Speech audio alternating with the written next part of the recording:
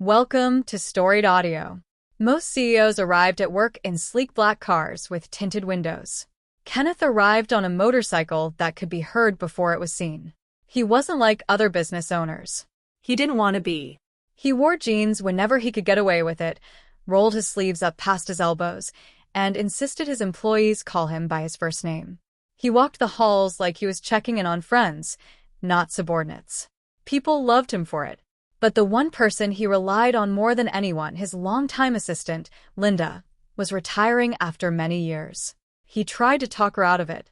She laughed and told him he needed someone younger who could keep up with him. "Do you know anyone?" he asked. "I trust you more than any hiring team."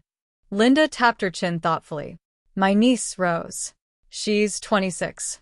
Smart. Organized. Recently let go because of budget cuts. She's qualified, but she's quiet. And she likes doing things by the book." Kenneth grinned. "Then she'll balance me out. Let's give her a chance." The next week, Kenneth walked into his office and stopped short.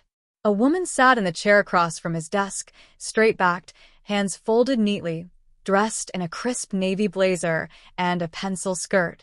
Her hair was pinned perfectly. She looked like she'd stepped out of a corporate brochure. "You must be Rose," he said, smiling. She stood quickly. "Mr. Hale. It's nice to meet you."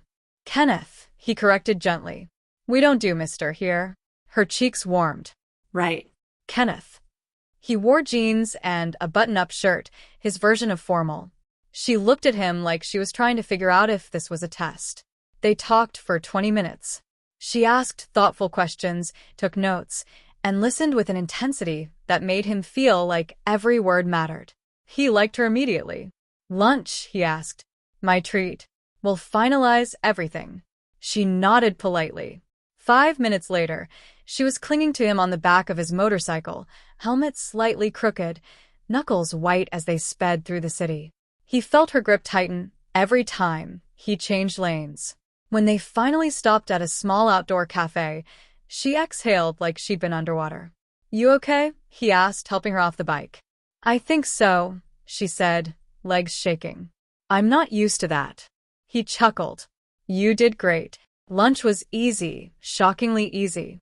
She was shy, but when she relaxed, she had a warm laugh and a sharp mind. He found himself leaning in, teasing her gently, watching her blush deepen every time he complimented her ideas. She noticed. She definitely noticed. When he dropped her off afterward, she called her aunt immediately. "He took me to lunch on his motorcycle," she said breathlessly. "It was terrifying." Linda laughed.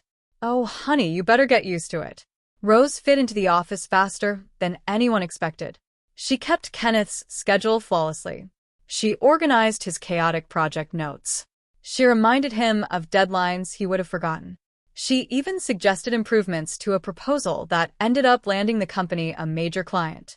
Kenneth bragged about her to everyone. But what no one saw was the quiet transformation happening inside Rose. She had come from a relationship that had broken her in ways she didn't talk about.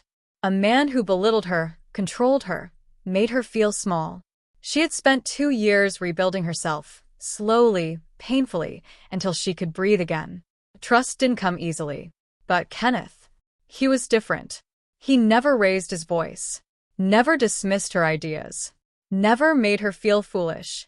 He treated her like she mattered, and that terrified her more than the motorcycle ever had.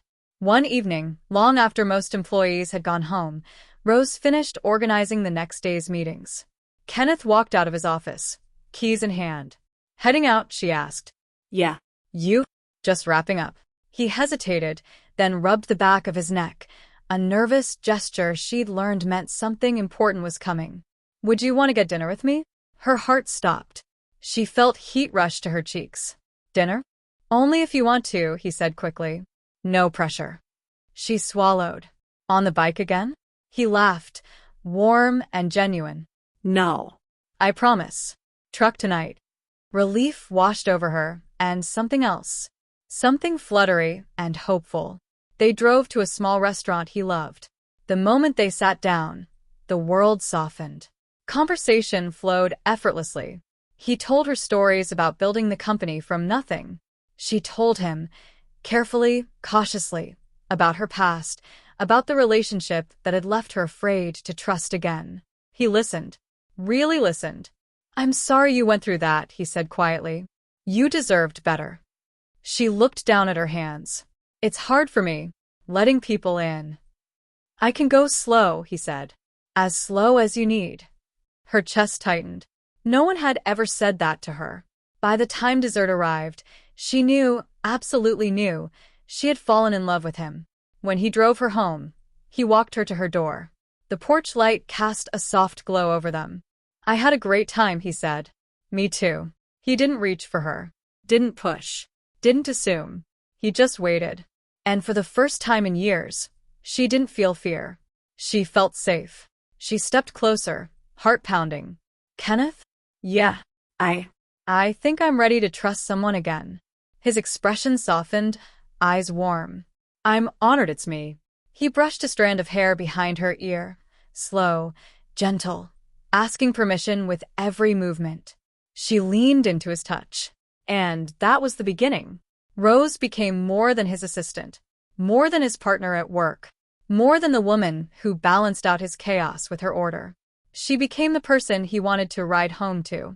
The person he wanted on the back of his motorcycle, not because she needed to hold on, but because she wanted to.